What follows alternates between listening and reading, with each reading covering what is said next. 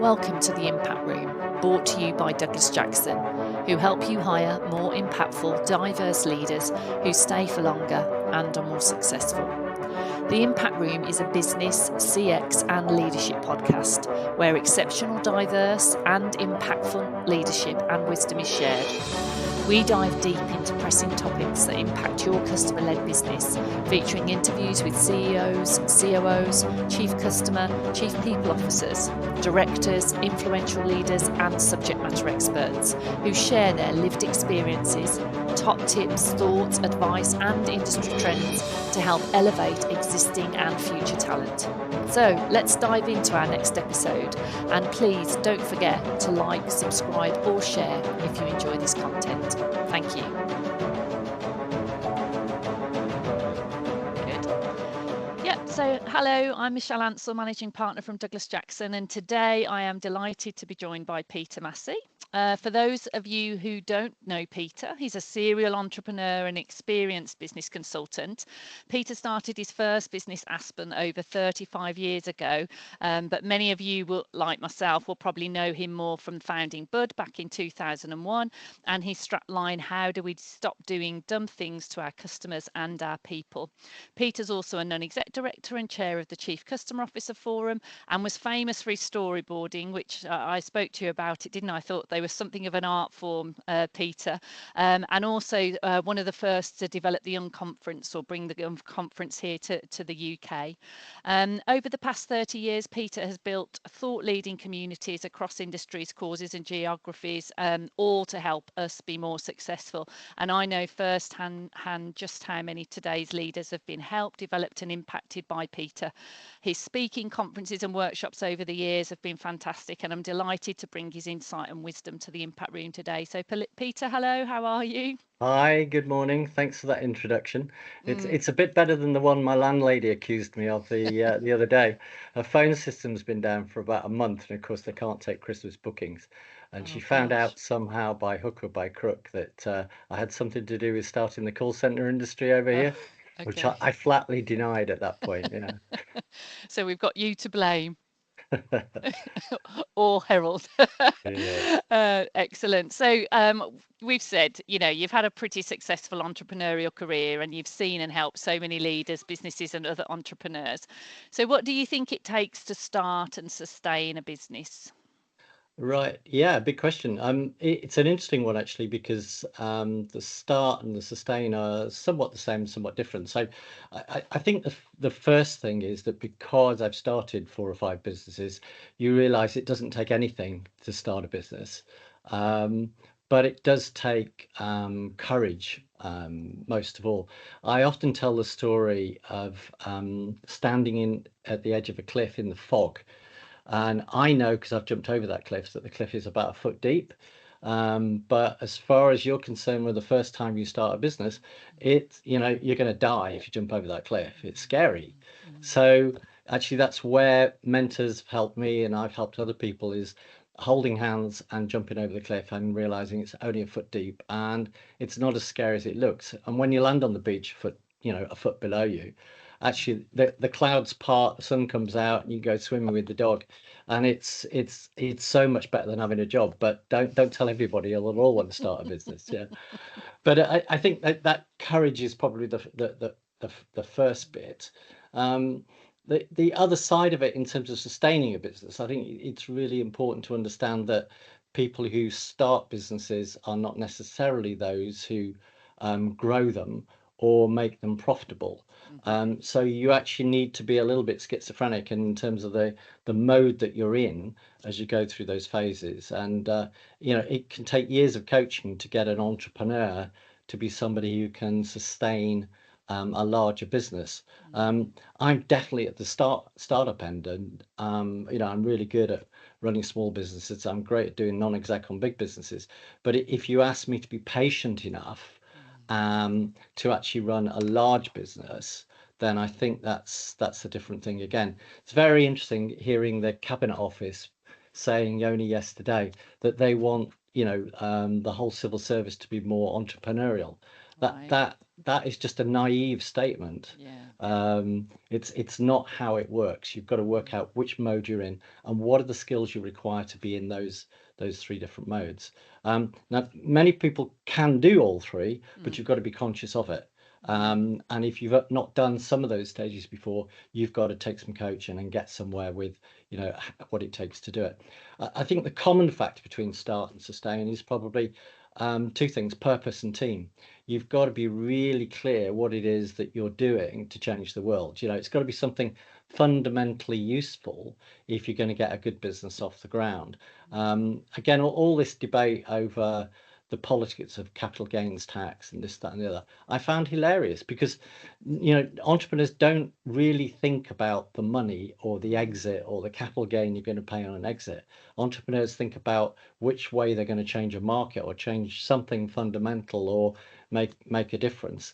Capital gains has got very little to do with it. If you're a financier, yeah, that's what you think about, Mm.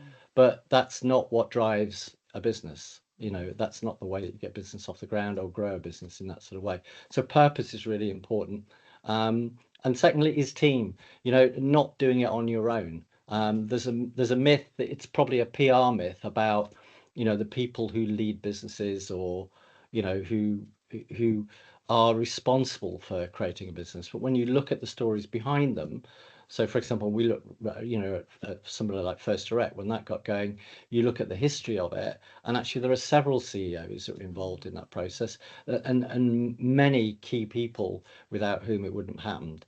And so the startup CEO and the sustaining CEO are both very, very focused on Yeah. team, very, very focused on the key people that are there and the way in which they come together behind that purpose. And if you're not excited about the purpose of a business, it's kind of, there's an old saying of change the world or get off. It's kind of like, it's got to be something that appeals. Yeah, some really good points there. And I mean, do you think that if you were a founder or a leader, do you think that there's a sort of sign or a time that internally it is time that either you need to get off, change something, change your leadership team if you're at a certain stage, or perhaps get that coaching that you talked to?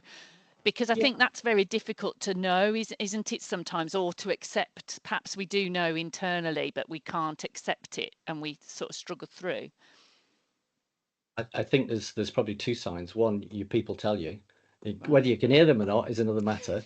And then secondly is stress. Mm.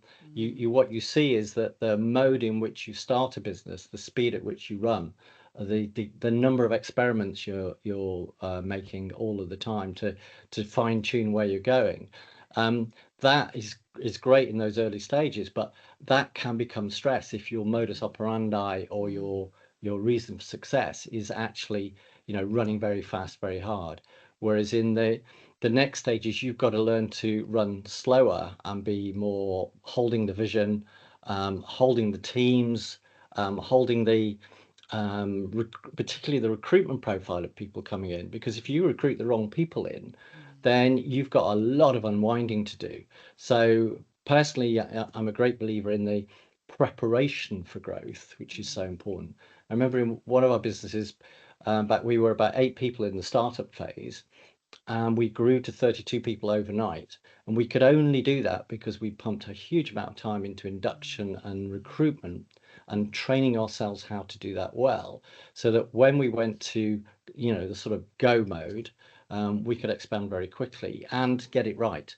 Mm. Because you only need one or two people that are not on board with either the vision or the values of what you're doing, then and you're unwinding things very quickly. Mm. So, and that's the challenge. I've done a number of startups for mobile phone companies, so Bouygues in France, Mobistar in Belgium, Mercury when it started over here. When you look at those, where you're going to go from 0 to 1,000 people in 6 months with a big deadline, money's not the problem. The most critical factor, which can go right or wrong, is actually being really, really clear about the people that you're recruiting. So if Mm. you've got a technocrat running a business like that, that can go, very painfully. If you've got somebody who is a leader, who understands those modes of startup and growth, Mhm. um, then that can be much smoother, much faster. much less friction. Yeah, it's interesting how you talk to the recruitment side of things. Obviously, we see this all of the time, and it's so difficult because so often leaders as well, they always try and hire what they've had before or what they've just lost. But I think a lot of the time, especially senior leadership, if they've got you to where you need to be, then as you say, you need to go somewhere else. And if they haven't, why haven't they? There's something fundamentally broken, and that Yeah, probably needs to change. yeah. Again, I don't think people realise that very often. Yeah, it's hard to spot in yourself. And again, in the role of non-exec, it's much easier to spot it going on. And that's where good, not everybody has non-execs, but they have advisors or they have Yes. an advisory board or whatever it might be. That's where a good advisor or non-exec will gently poke you in the eye, but you'll feel the pain. It's kind of that they are there to bring up the right questions. And those phases of growth and those phases of increasing or moving to profitability, then you've got to face the right questions. That's what a non-exec is really good at, is asking the right questions and actually staying with the right question as well. It was a real not an eye-opener. I'd always had non-execs in my businesses, and they'd always been fantastically useful. And what they taught me was that they didn't have to do much. They just had to keep asking the right question. And sometimes they'd only stay on one question for a year. You know, Really? they would see a fundamental and they would stay with that fundamental. And that's what's so hard when you're running the business. You've got so many moving parts, Yes. and you are going faster and faster maybe when you should be going, hang on a minute, stand back, what are we supposed to be doing? And that is the combination you want really in a good CEO, is somebody who can see what needs to be done operationally, but doesn't necessarily do it all, but at the same time can hold that vision in their head about what they're trying to do, that purpose, and they can say, okay, the most strategic things we need to do here are, and that needs to be for the next 5 years, 10 years, not just for the next year. You've got to have a very clear external economic view of what the markets are that are affecting you, and you've got to be able to decide what are the right steps to take. And then get those into the business. So, in a medium-sized business, that's a typically hard set of problems to handle all at once. In a larger business, you have different people in different roles trying to do those things. You have a different problem because you're trying to coordinate those people, which is a different stage of the problem, isn't it? Yeah, very good. Interesting. So, I mean, if we look at the development of people and the link between that and then the experience that customers have of you, your teams, your business, etc. What can you share with us there? What would you say Mm. are the links? Yeah, well, I think it's kind of like, it's one thing really, but I'm a great sort of believer in most things are connected. In most subjects, you've got to work out a broad picture of what's going on. A Frenchman once taught me this, trying to do business in Paris. We started a business in Paris up, and he said, "Look, will you stop being so Anglo-Saxon?" And what he meant by that was, going for the point I was going for without stopping, having lunch, talking around the whole subject, Right. and then deciding that you'd seen the problem from all sides, and then approaching the solution you might be looking for. And it taught me a lot actually. It was a really interesting insight. And subsequent to that, I'd read Peter Senge, The Fifth Discipline, which Right. introduced me to some of the systems thinking work that's around the world in all sorts of operational management situations. Um, and that connectedness of things is so important. So first and foremost is to say they aren't two different things. What happens with your people and what happens to your customer, that they are the same thing. I think again, going back to, in the businesses I've built, the thing I've been most proud of has been the teams and the people. And that when I look at it, the root cause of that is because people development was at the heart of the culture of those businesses that I built, because that was important to me. I was very grateful for the education and the development and the mentorships and the so on and so forth that I'd had in an earlier part of my career in telecoms. And it was built by then, it was built into me that actually, if you trained your people really, really well, they loved it. The economic model was brilliant, because you were creating more and more skills that created more and more revenues that, in whatever facet of the business that people were working in. And so it's fundamental to the culture and the economic model. And again, culture and economic models are not separate things to me. You can't divide the two out and say you're going to make money despite the culture, or the culture is going to make you money. That they've got to be inherently glued together in that sort of way.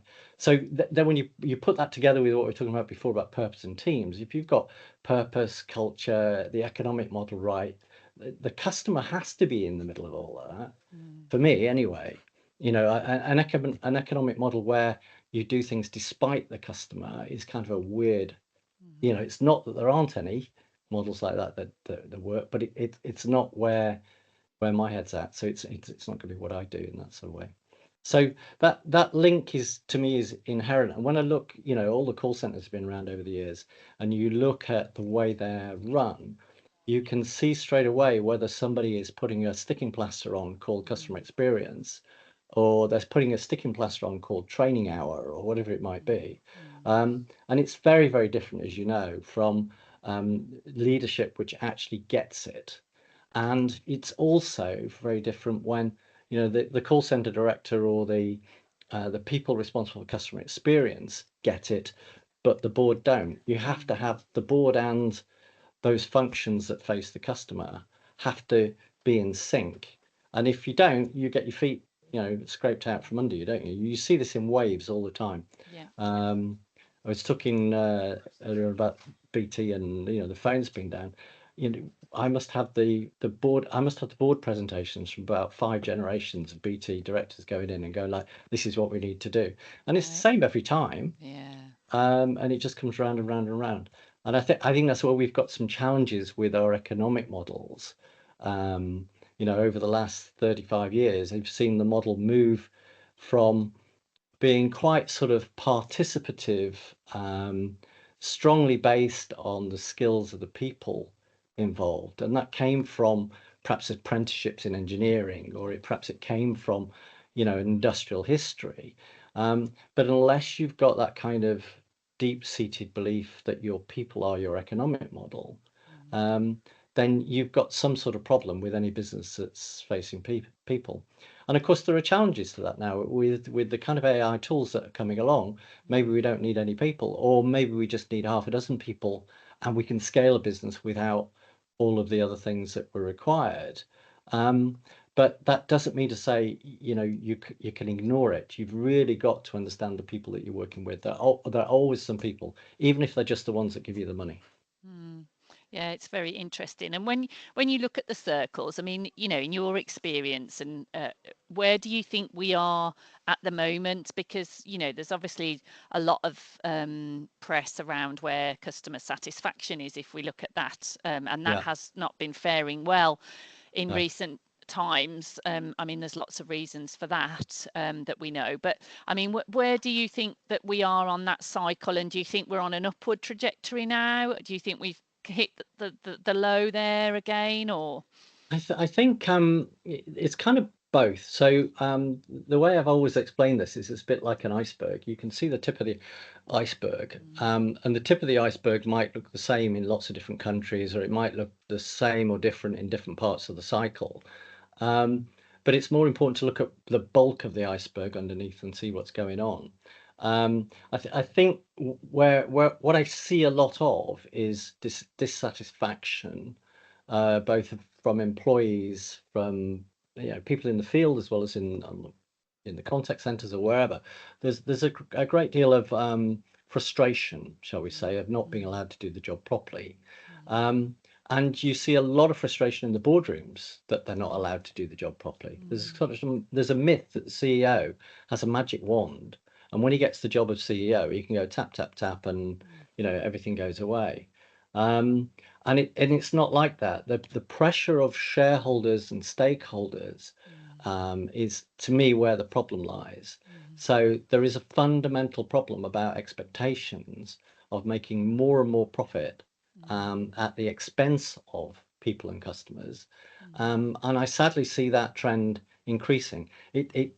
Back in the back in even in the 80s, I can remember a business I worked in called Telephone Rentals that became part of Cable and Wireless. Funny enough, we had a reunion lunch for some sales guys just a couple of weeks ago, and we were talking about the model that we operated then and whether that model could operate now. Again, it was based on training and development of people, a lot of investment in people, a lot of freedom to operate. And it had an economic model that meant if you did the job well, you made a lot of money. So you could carry on investing in the training, you could keep that model sustained. So it's kind of difficult because the macro environment now is different, and we've got to recognize the macro environment is different, and that the power of the stakeholder and the shareholder is something we've got to get a grip of. Interesting. So, I mean, over the career of the last 35 years, what did you see back then that is still true today then? Well, certainly the first thing would be the psychology. People are still, people change glacially in the sense of our DNA and the way our brains are wired. It changes slowly. So as much as they talk about Gen X, Y, Z, etc., or whatever it might be, I think a lot of the fundamentals are still the same. There's definitely a difference in behaviors that we see coming through.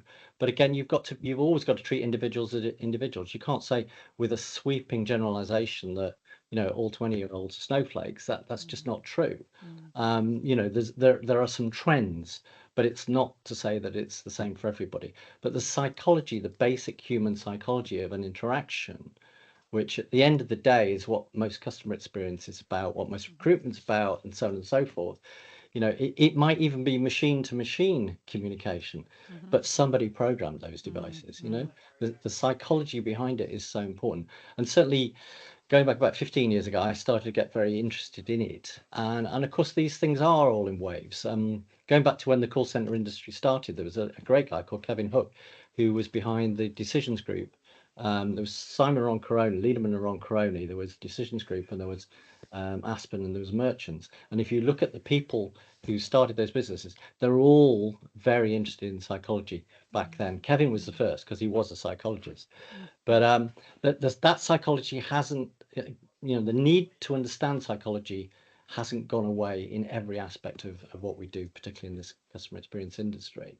I think the second thing is the ability to operate, brilliant basics. You see so many people you talk to are looking for the next silver bullet. What's next, what's shiny, what's moving, blah, blah, blah. And actually the ability to plan and operate on a day-to-day basis, which requires consistency and calmness, and understanding of detail, not necessarily using that understanding all. You don't need to do the detail all the time, but you've got to be prepared to let your people do the detail correctly.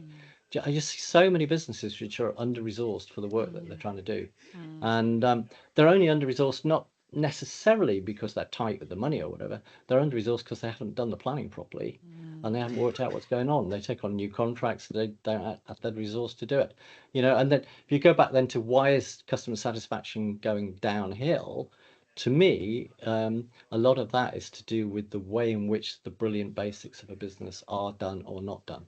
And you can feel it as a customer, you can feel it straight away if a business is operating properly, can't you?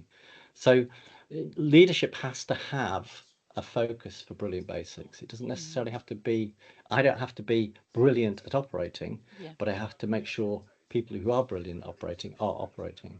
So that's the second thing for me, the psychology, the brilliant basics. I think the third thing is never being satisfied. So if you look at where the really good businesses are at dealing with their customers and developing their people, they're never satisfied. They don't stop. It's not a kind of thing that's got an end to it or a finish. It's kind of it's a constant quest to make things better and better and better.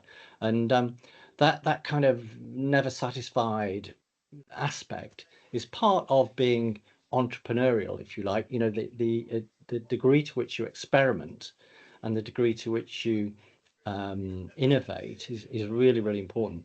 But to go back to the brilliant basics, you've got to do that innovation in a context which is that people who are operating in the front line have got these projects raining down on them. We always used to talk about it's raining projects.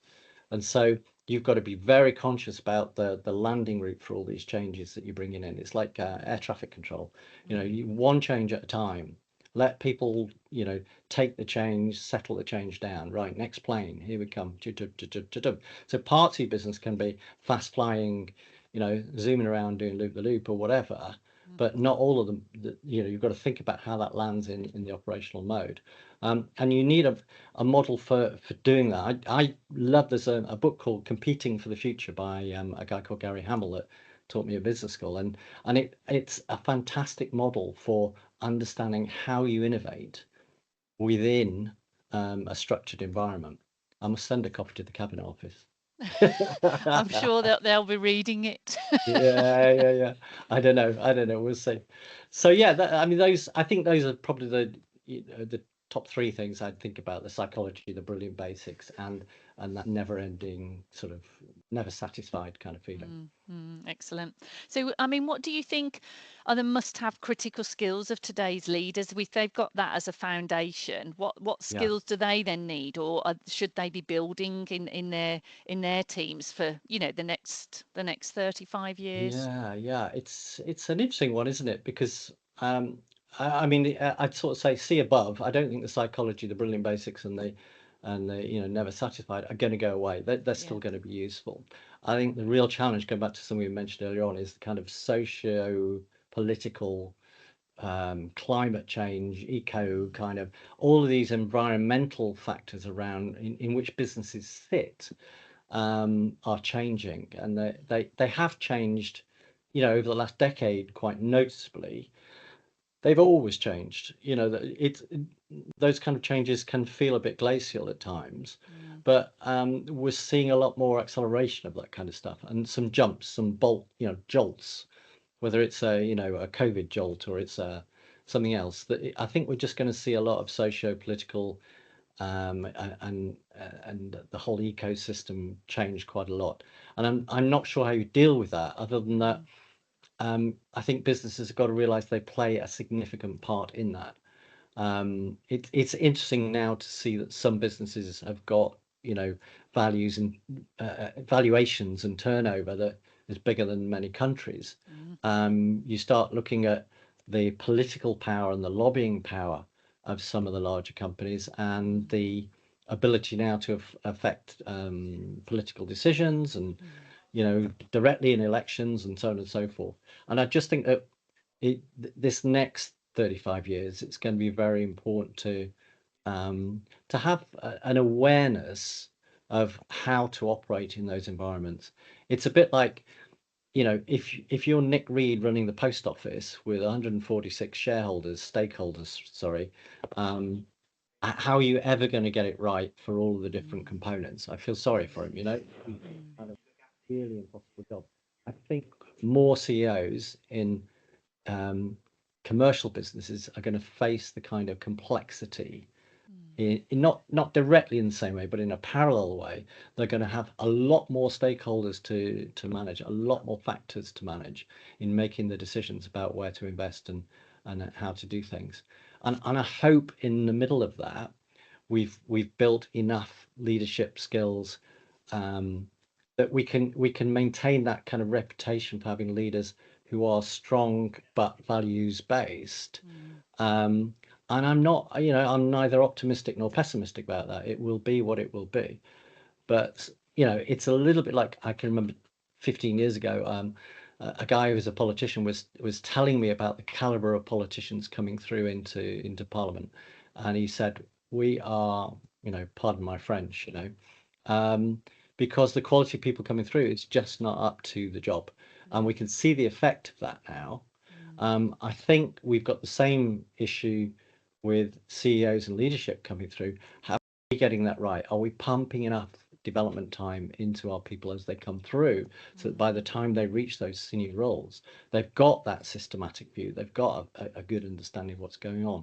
And I can see it happening in some corners and not in others. And it fundamentally comes back to the old education thing. If education is a market and people have to run up debts to get an education and so on and so forth, we are making a rod for our own back. But that's that's the way it is. You've got to deal with that pragmatism. So I think it beholds us all in business to whatever the entry level, the apprentices, the graduates, uh, the old guys with grey hair, that kind of thing, is you've got to develop them and you've got to put enough time in to do that. I remember a very significant talk I saw from a guy who was he was head of leadership at Sandhurst, and he challenged to two things this was to the Chief Customer Officer group. He challenged us on two things. He said, one, you think you've got to recruit for attitude, etc., etc. Think about it. We recruit 16-year-olds with a really bad attitude, and everybody thinks the British Army is brilliant. Why? Yeah. How do we do that? Secondly, is we train 98% of the time and we work 2% of the time. How much training do you do? Kind of thing. And I think that to me is one of the fundamentals, or two of the fundamentals, looking at who you're recruiting, how you're developing them, and then how much time do you give them to develop? A really, really important factor. Don't crush people in that sort of way. So that are they critical skills for leaders? Yeah, there's so many critical skills for leaders, but I think that dealing with that environment and putting the development into people, those are two of the most critical things.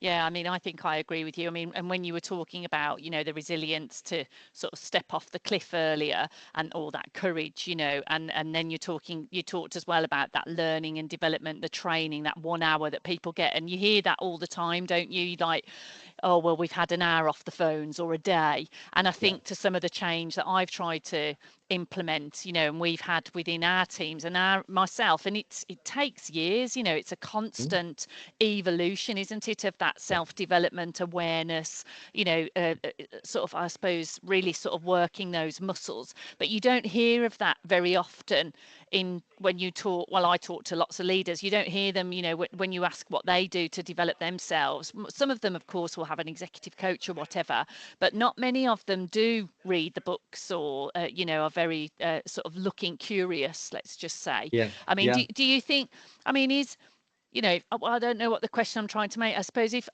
two questions probably. Should organisations, do you think, once they identify future leaders, maybe they should have a full-time coaching scheme? Do you think that's a good thing?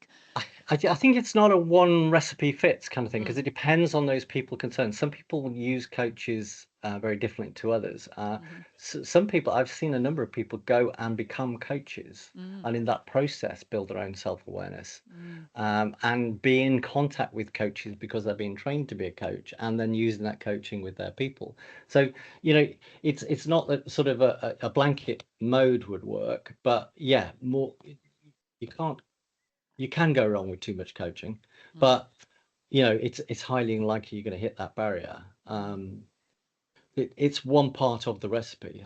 I think the other piece that I would challenge people to do if you're in a leadership role is to make sure that you're allowed to look outwards all the time. mm, So I remember there's a very nice lady, Cheryl Black, who used to be the customer service director at O2 and Scottish Water and somewhere else.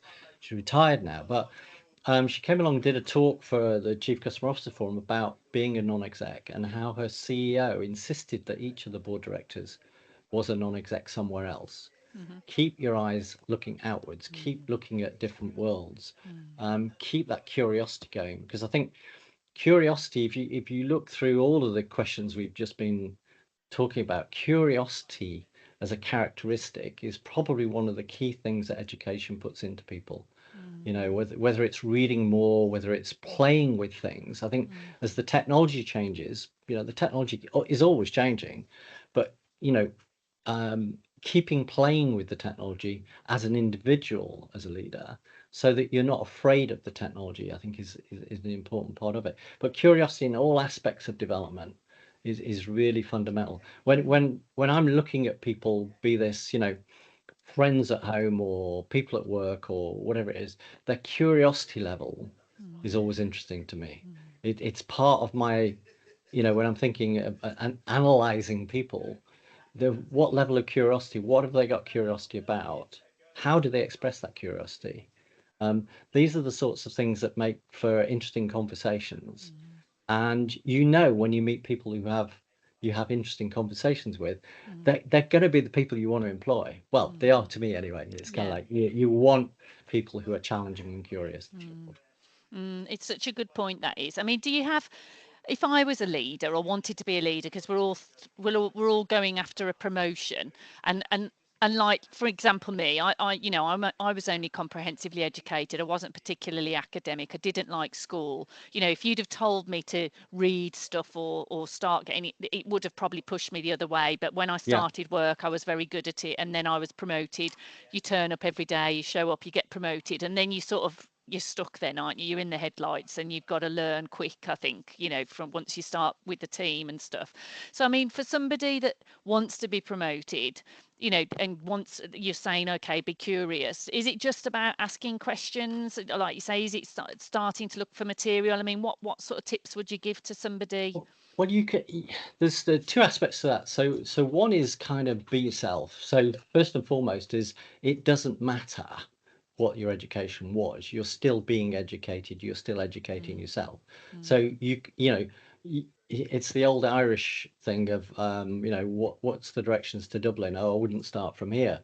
mm-hmm, It's kind of like, yeah, you might prefer that you did something else in the past, but you can't. You're starting from here. yeah. Just start educating yourself. There's a great example there. There's a lovely lady called Ruth Mercer, who I met when she was working at Hughes Insurance in Northern Ireland, and Ruth was hitting a glass ceiling, for the sake of degrees and a certain degree of misogyny and this, that, and the other. She's now a lecturer at Ulster University, Mm-hmm, and damn good at it she is as mm, well. mm, And you can work with yourself and your mm, strengths. If you mm, discover your strengths, you can get anywhere.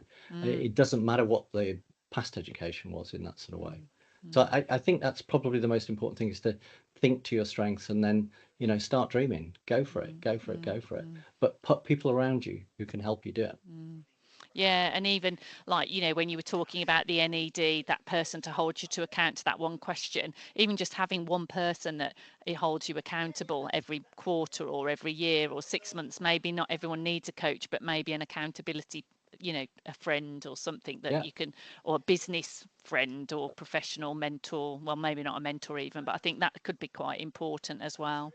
absolutely. Yeah, yeah. Mm, Get all the help you can, and mm, there's a certain degree to which you've got to be selfish. mm, And that comes hard to a lot of people. mm, That actually I should be doing this, I should be doing that, I should be doing the other. And you've actually got to dedicate some time to these things. mm, And of course, it's a big pressure. mm, Sometimes if you're going to take an open university degree, or you're going to mm, study for a qualification or whatever it might be, you've got all the family life to jiggle as yeah. well. So it's never easy, and that's where that kind of courage and Mm. resilience comes in. Mm.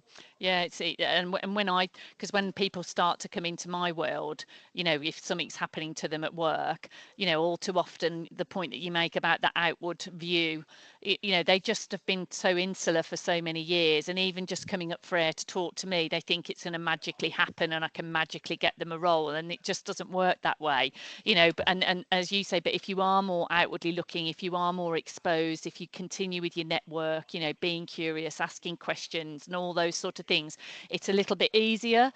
Yeah, It's very difficult to just come out of something for 3 to 5 years, or whatever it might be, and then where do I go now?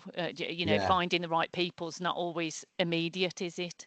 No, no, it's very difficult. I can't really comment because I've not had a job for about 35 years. So Yeah. Good. Well, it's lovely. Is there anything else that you wanted to finish on, Peter? no, no, just say thanks for the opportunity. It's nice to talk to you, and hopefully it's lovely to see your dogs and your conference trips on LinkedIn, and Yeah. I'll no doubt catch up sometime soon. Have a good Yeah, I'm Christmas. sure. Yeah. Thank you very much, Peter. All right, cheers. Bye. Thanks. Bye.